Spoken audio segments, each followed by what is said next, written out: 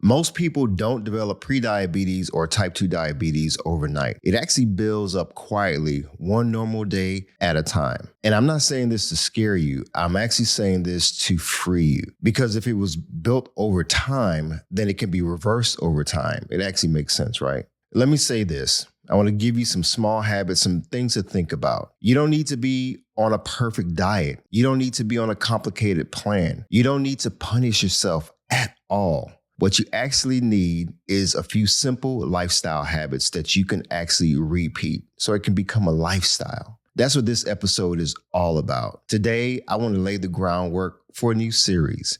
We're going to talk all about the lifestyle behaviors people do every day that push blood sugar in the wrong direction. And then in some future episodes, we'll break each category down one by one. So I want you to take some action without feeling overwhelmed. I know sometimes you feel frustrated and you feel overwhelmed. If you've ever said to yourself, I don't even know where to start. Well, today, this is your starting line. I want you to stick around to hear the rest of today's episode. My friend, you don't want to miss it. Let's go. Be sure to visit the website at www.beatingdiabetieslifestyle.com for access to free resources and other information that will help you along your journey. If you would like to submit a question or a comment about the show or to learn more about the Beating Diabetes Lifestyle, you can always email me at hello@beatingdiabetieslifestyle.com. And if you haven't already, be sure to subscribe to this podcast. Welcome to the Beating Diabetes Lifestyle Podcast with me, your host, Oscar Camejo, helping diabetics make lifestyle changes to reverse type 2 diabetes. Now, I want you to be sure to listen to the entire episode for an opportunity to receive a free healthy shopping guide that I made just for you. I created it to make it easier for you when you go out to choose healthy food, whether it's at a restaurant or shopping for food. I want to help you. And if you're new to this podcast, welcome. If you've been rocking with me for years, thank you as well. You know what? I have listeners from all around the world, and I don't take that lightly. So thank you very much. So folks, I want to share with you a few comments from my followers on TikTok, and a lot of these really bless me. Diabetes will not win. Thanks for the encouragement. That's from one follower. Here's another one. Thanks for the advice all the way from South Africa. Great job. Now, this is in response to a few videos that I had out there. It's a great job. I have type 2 diabetes and I'm struggling with being consistent. This is very encouraging. Here's another one from Farah. I'm glad I came across this. You're an inspiration to many. I want to reverse my type 2 diabetes and lose weight. Please help. You know, when I get messages like that, comments like that, it really, it blesses me. It lets me know that I'm on the right track and I'm doing the right thing because I really want to help people. When I was struggling with type 2 diabetes, first learning about it, you know, I didn't have resources at my disposal. I wish I had a support team, you know, but I didn't have that. So I just want to thank you all for listening and tuning in again, even for my followers.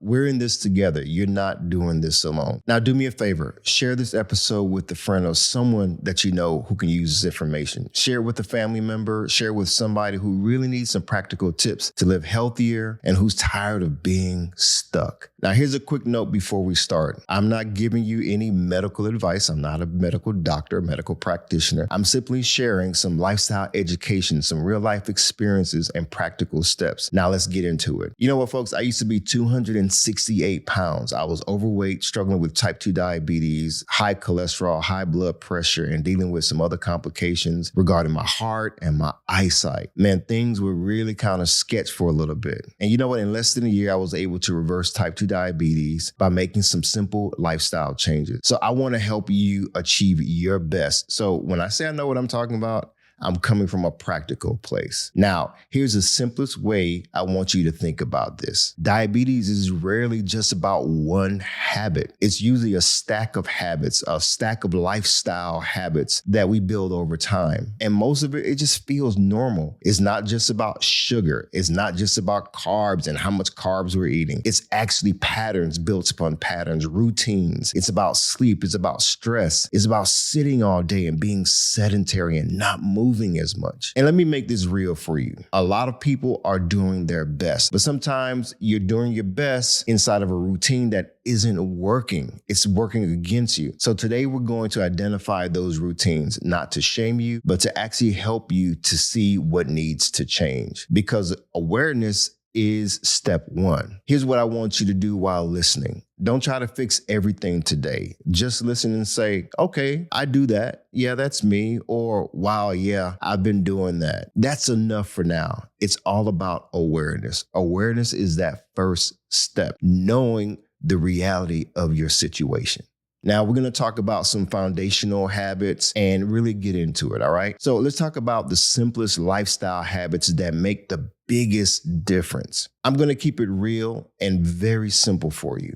I'm not trying to impress you. I'm trying to help you win. Keep that in mind. Here are the foundation habits we're building this series around. How to eat on a day-to-day basis, how much you move, how you sleep, how you handle stress, how consistent your daily routines are, what you drink, what you believe about yourself and your health, and whether you're actually paying attention to the early warning signs of prediabetes or type 2 diabetes. Now, let's talk about some nutrition, movement, sleep, and some other things. Now, each one of these can push your numbers up. Talking about your blood sugar numbers, or it can help bring them down. Now, here's the good news. Most of these are fixable. It's not about perfection, though. Remember, it's about consistency. Now, the habits that quietly push your blood sugar up is something that we really need to pay attention to. Now, I'm going to walk through the most common lifestyle habits. Think of this as a mirror segment. This portion, it's like a mirror. I want you to see the reflection. I want you to hear these and think about your normal week, not your best week, just your normal week.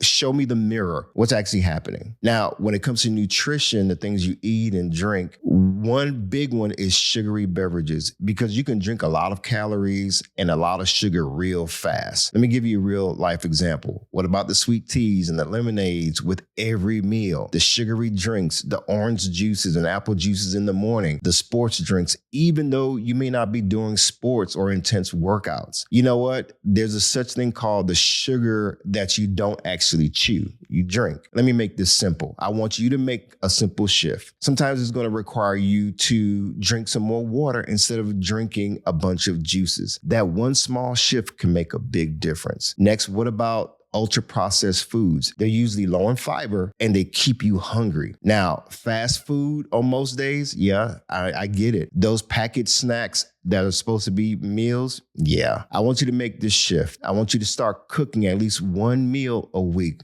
Think about it. It doesn't have to be gourmet, just something simple. Yeah. And what about the late night snacking and eating? This one matters because it affects blood sugar and your sleep. You know, if you're eating after 9 p.m. on a regular basis while you're watching TV, you're having your popcorn, you're snacking all the time, it's time to make a simple shift. I need you to set off a food cutoff time. It doesn't have to be perfect. You just need to create some boundaries. Eating late doesn't help. Trust me. Next, let's talk about sedentary lifestyle. I'm not just talking about people who never go to the gym. I'm talking about sitting for hours and hours. You know, you sit at work, then you sit in your car, then you're sitting at home in front of the television. It's time to add a simple shift like adding daily walks. It doesn't have to be long. Every 10 minutes after meals can make a big difference. You know, small and repeatable. You get what I'm saying? Let's walk more. At least start there. And then there's no strength training, because muscles help regulate glucose and blood sugar. You know, sometimes you go to the gym and you're only doing cardio, or you don't have a consistent workout at all and you're not building strength. We need to build strength. So make this simple shift. Add some basic resistance training, you know, some body squats, body weight squats,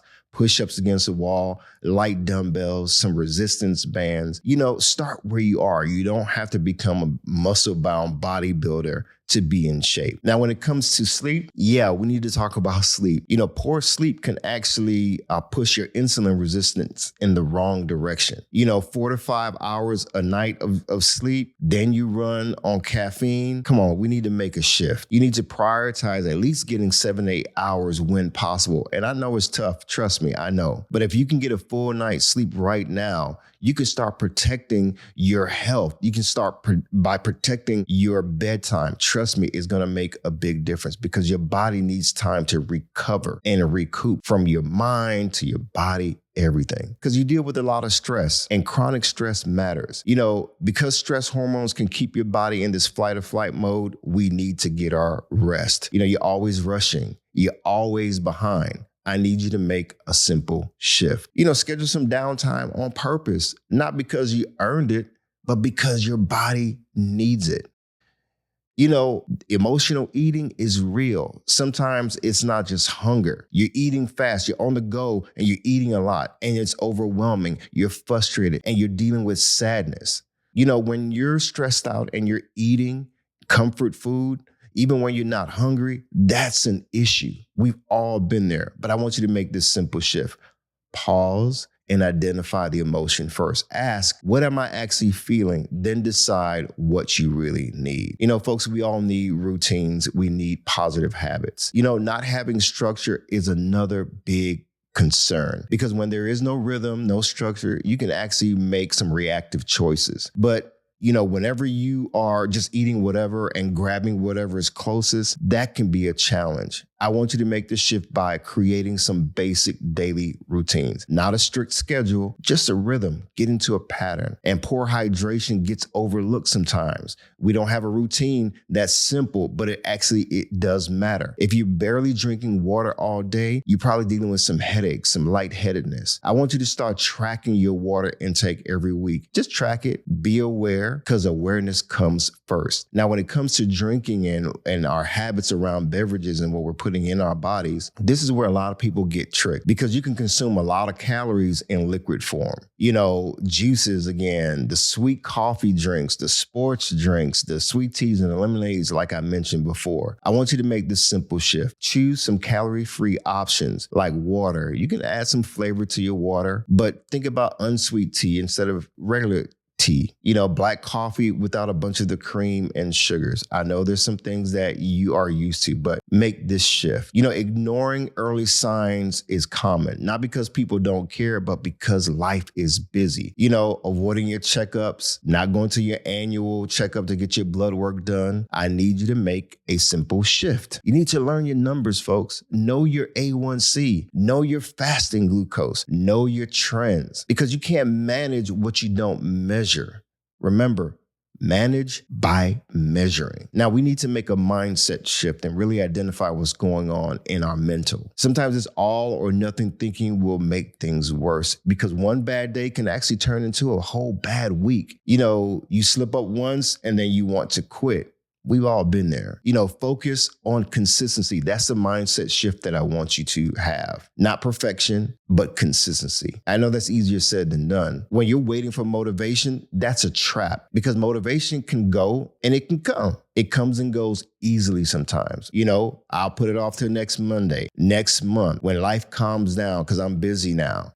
Folks, you're waiting for the latest outfit to come in. You know what? Start imperfectly. I need you to start today. Start small. That's very important. Now, here's the thing that I want you to know. What you're doing by making the small changes is going to benefit you in the long run, not the short-term fixes. We're not trying to change everything all at once. I want to drive that home. We're going to go through this series category by category, episode by episode to help you to build a lifestyle that you can be proud of. That means 1 week we'll focus on nutrition habits. That's important. Again, what we're putting in our body we're going to go really in depth in that. Another week, we're going to focus on movement. We're going to focus on sleep, stress, routines. 1 week, we're going to talk about the things that we're drinking. 1 week, we're going to definitely deal with mindset. And we're going to also talk about knowing our numbers. Every episode will have the same purpose, to give you some simple shifts that you can actually do. Because these habits are simple, folks. They're not always easy, though,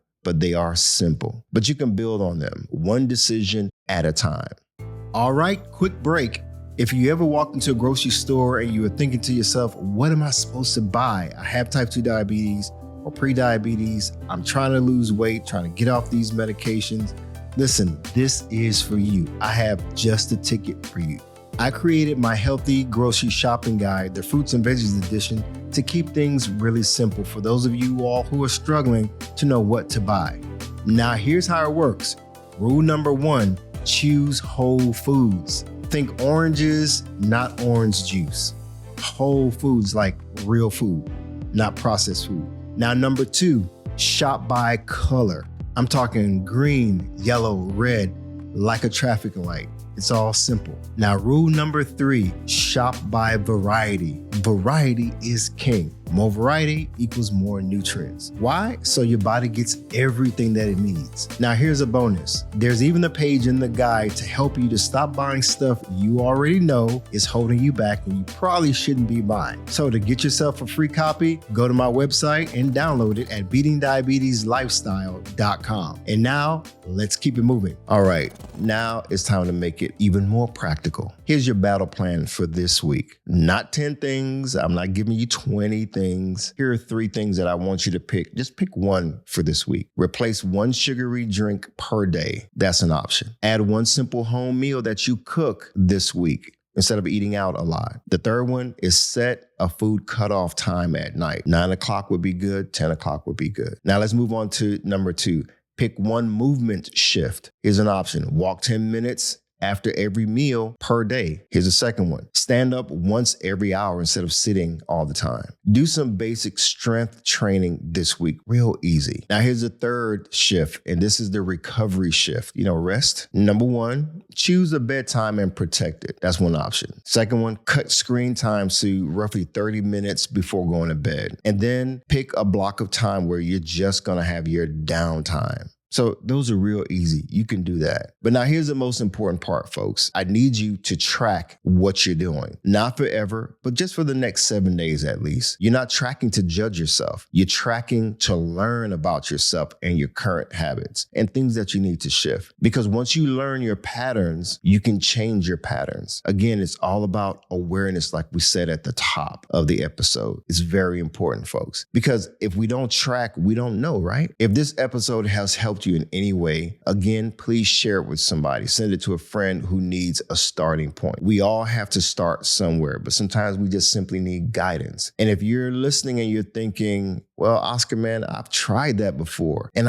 you know what? I hear you. I've tried a lot of things and I had to work on figure out what works for me. But trying again doesn't mean you failed. It means you're still in this fight. Remember, we're talking about beating type 2 diabetes. You don't have to do everything all at once. You need to just do something. You have to keep going and doing it long enough until it becomes normal, until it becomes a lifestyle. So in the next episode, we're going to start breaking down all the categories, making it real simple, continue to be practical, making it real life. So until next time, stay focused, keep moving, never go back, leap forward, bounce back because you can, my friend. And above all else, trust God. You got this. I believe in you.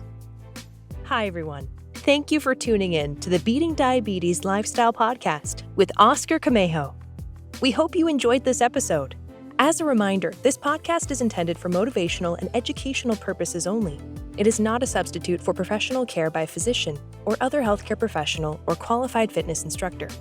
This podcast is provided on the understanding that it does not constitute medical or professional advice or services. If you're looking for help on your journey, seek a qualified medical practitioner.